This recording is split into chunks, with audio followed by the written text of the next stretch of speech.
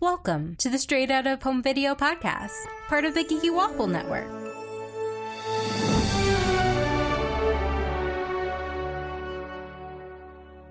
Today we're talking about the Timon and Pumbaa movie, and no, we're not talking about Lion King 1.5, we're talking about Around the World with Timon and Pumbaa, that came out in 1996 based on the series Timon and Pumbaa, which I will straight up tell you I hated as a child. With me to discuss my hate is Bree. Hey Bree.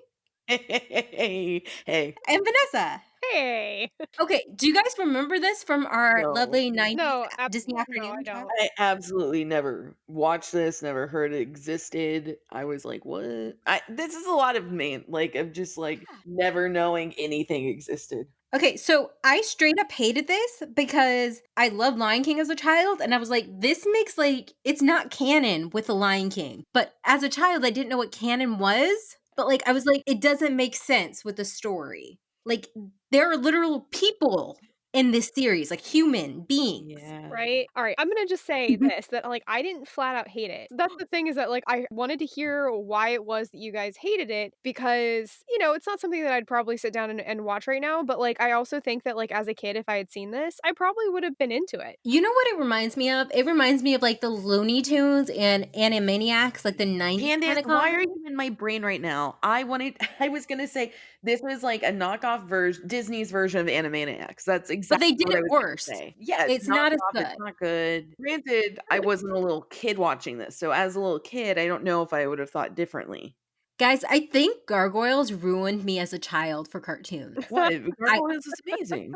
Exactly. That's the point. It's where's the storyline? Well, no, Where's but the character Animaniacs was development? great. I watched Animaniacs, and that was amazing. Yeah, but I feel like those were clever. This was just very... Well, this was trying to be clever because at the moment I thought it was really trying to be Animaniacs was in the episode Bora Bora. Mhm. And I know I'm getting ahead of myself right now, but the Bora Bora when the two guys took off their mask and then that classic kind of facial structure of the older cartoons and they're like, "Oh, better get back to the university." I was like, "Oh, they are trying so hard right now." Okay, let's discuss this point. So, Around the World with Timon and Pumbaa is on VHS only, and no, we're not going to spend $50 on eBay buying it and then buying a VCR. I So- don't own a VCR anymore. Yeah, I don't even own a DVD player anymore. Oh God, me neither. I mean, I own a PlayStation, but okay. Anyway. Besides Beside the point. So before the episode even starts, it comes up with this disclaimer. So the first 3 sentences, Bree, please do a dramatic reading for everyone. This program includes negative depictions and or mistreatment of people or cultures. These stereotypes were wrong then and are wrong now. Rather than remove this content, we want to acknowledge its harmful impact, learn from it, and spark conversation to create a more inclusive future together. See, but that's a positive thing. No, it's great. Yeah. No, that's good they're doing that. And Bree, I feel like I'm on a Pan Am flight now, Oh. Your flight will be served with no peanut and nothing else. Thank you for flying. Actually, it just reminds me of creepy futuristic voices. It's probably because I watched Smart House as a kid, which is another Disney movie. Hey, if we get through all these, we can go to the DCOM era. Exactly. So what Bree was talking about with the university students, at first it looks like they're tribal people who kidnapped Timon. And at the end, they take off their masks and they're actually fancy university students who have that little snobby accent. I don't know if that makes it better or worse. Well, probably, again, probably bad, but then they at least, had the disclaimer of hey, maybe discuss why this might be not so great. They didn't want to remove the content because they want conversations to happen. And, it was a very long disclaimer. This is only 3 sentences of it. And I really do think Disney is trying to step up from their past self. One can hope, yeah. Mhm. Yeah, one can hope. Yeah, it's really, I thought that when they got to the beach in the Bora Bora episode that he was like, "Oh, developers," okay, that's a little funny. But other other than that, it was really, I don't know. I wasn't impressed because one, again, knockoff Animaniacs, Looney Tunes, as you pointed out, Candace, and then I don't know. yeah, it's culturally insensitive. Yeah, well, yeah, that part, but again, they did do the disclaimer, but also, like, as far as, like, the humor portion of all of this, I don't know, there were some parts of it that, like, made me laugh. Like, it's not, like, stellar, it's not, like, the best thing I've ever seen in my entire life. It's also not something that again, like, I think that if I was watching it as a kid, I would be like, "Yeah, I would totally, keep watching this." And then as an adult, like, there probably actually are probably adults who would enjoy this because, like, I don't think it's that out of the box. Like, I think that I know that, Candace, you were talking about, like, canon, right? That's why you don't like it? Okay. I mean, that doesn't bother me so much. Like, that's why I'm kind of confused as, like, what else was it about this that is just, like, I think it's just fueled the out of date fire of hatred? humor. It's just out of date humor that either isn't classic and doesn't work, it doesn't hold up to today, and, looking back on it, I'm like, "Oof, it's a little rough." Like, yeah, there's 1 or 2 like, obviously, there are certain things in there that are, like, punny or, like, just, like, one of those things where it's like, "Yeah, okay, this is overdone," or, but I don't know, there were a couple of things where it was more just the way that they acted that I'm like, "Okay, this is definitely, like, kind of funny and just, like, lighthearted, and this is what this is." I don't know. I kind of just accepted for what it was. I was a snobby kid, I think. No, I mean, it's fine if you don't like it. No, I have expectations. Yeah. And I think Well it was just, like, the idea that, like, The Lion King is, like, one of the first I think it's the first movie that has, like, no touch of humans in it, mm, you know? And the mhm. fact that there's actually humans and there's, like, characters in there that are humans, and then, like, Timon and Pumbaa talk to those humans, that kind of bothered me for some reason. Yeah, so I guess I could get it from the whole, like, obviously, Lion King sets a super, super high standard, so anything that, is associated with it has to be at that high standard, and, this probably doesn't, like, meet that. So I get that. But I think that just, like, as, like, a kind of a fun, side kind of thing, it was okay. 9-year-old me expected better from her childhood to entertainment, Vanessa. Well, I get why they chose these 2 characters in particular because we all love Timon and Pumbaa, and they were, like, the goofy guys, the sidekicks, the humor. That brings a good point up, Bree, is sometimes sidekicks are sidekicks for a reason, and they're good in smaller doses. Can I give you guys some little bit info about this? So it ran for about like 5 100%. seasons, but the seasons were short, so there's not that many episodes. Mhm. Nathan Lane was only in 10 episodes, Yeah. but both he and Ernie were nominated for Outstanding Performer in an Animated Program for a Daytime Emmy, and Nathan Lane won. You know what? Well, Good for 'cause it's Nathan Lane. Nathan Lane, dude. It I is mean, Nathan Earned Lane. deserved respect too. so that's also another thing where it's like, yeah, I know he wasn't in all of them, but just the fact that he decided to sign on for some of them, that And makes he me stopped for a reason, Vanessa, he stopped for well, a reason. yeah, but I'm just saying that, like, it Well, he wasn't did do the Bora Bora one, come on. I mean, it wasn't the best script, but I'm sure the money was good. So older Simba shows up in this, and so do a bunch of other characters from Lion King, like Rafiki. The But hyenas. the hyenas, the only Lion King characters who are alive after Lion King that aren't in this series is Nala. Mhm. Yeah, so I got issues with that. Why my girl out?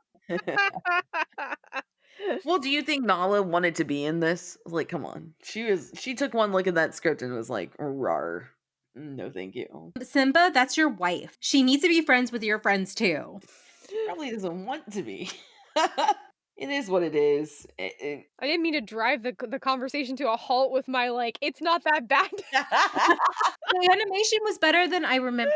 No, the animation was like a Looney Tunes Animaniac Yeah, type. I Really think the wasn't. animation was fairly good quality. Yeah. Like, of all the stuff that we've watched, like, there's definitely been way, way, way, way, way, way worse. Oh, you mean like Minecraft? Almost everything.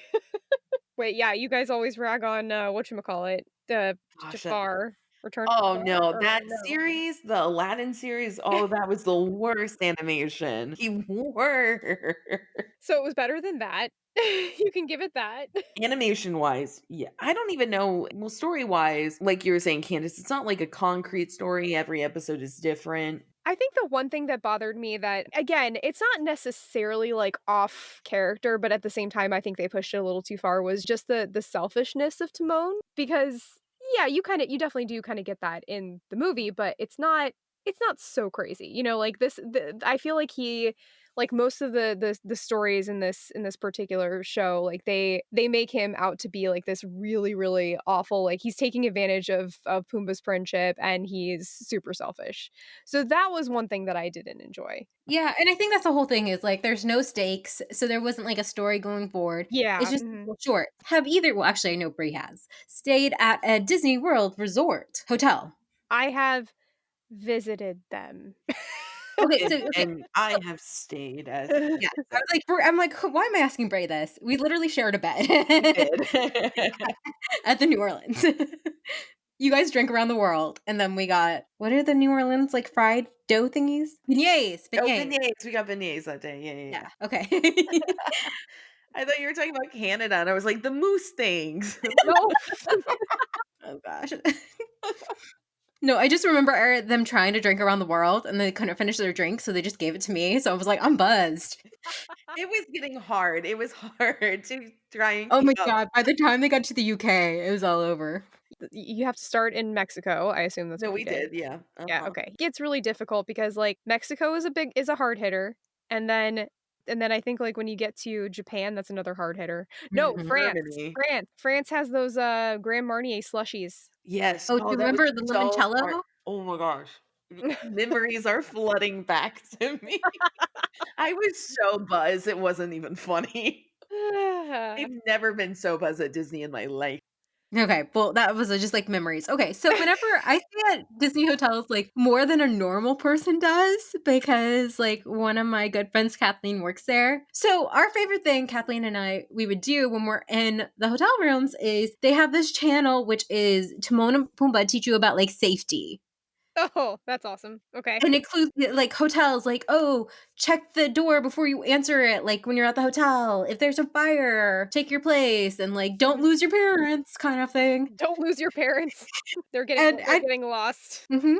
And it's just, like, little things like that, and it's super cute, and I love that stuff, and I don't know why I love that, but I don't like this. Well, because the stakes are lower, you know, like, it's more so just like, "Hey, here's a cute little, like, add-on thing," instead of, like, "Here's a show where we're actually, you know, like, trying to make stories happen," you know? I will So say this isn't mhm. story based. It is like very one note, but that's what you kind of have to take this one is. It's very it is what it is type of thing. Was it done to the best? I mean, I don't know, maybe for the time. If you're looking at from like when we were younger in the 90s, maybe for the time it was done well. I didn't choose to watch it. I was watching Animaniacs, which I mean is far superior, but I'm sure has a few of these mistreatment of people or cultures that isn't great. But it's a conversation I'm glad Disney is open up to having it. I mean, like, obviously, again, I mean, this is an issue with a lot of the stuff that we've covered, but, you know, it's one of those things where they, you know, they're learning the same lessons over and over, and it's like, "Why don't you learn this for permanent?" Like, Yeah, why that don't happens you with so much Disney stuff that we watch, and we're like, "Damn it, Max, respect your father." Right, exactly, we're just like, why have you not learned this yet?" So that was another thing where it's just like, "Timon, come on, dude." But I thought, like, some of the lessons were really cute, like, I liked the little gator thing, and, like, Oh I yeah. yeah, that one was cute. And that one wasn't like as bad. Well, I mean, he did kind of, like, drive Pumbaa's quote unquote "child" away, so that was pretty bad, but, like Well, true. Yeah, Did. I think also because there's Lion King 1.5, and that's personally my favorite of all these direct-to-home videos, Mhm, so it's really hard to compare that with this. yeah.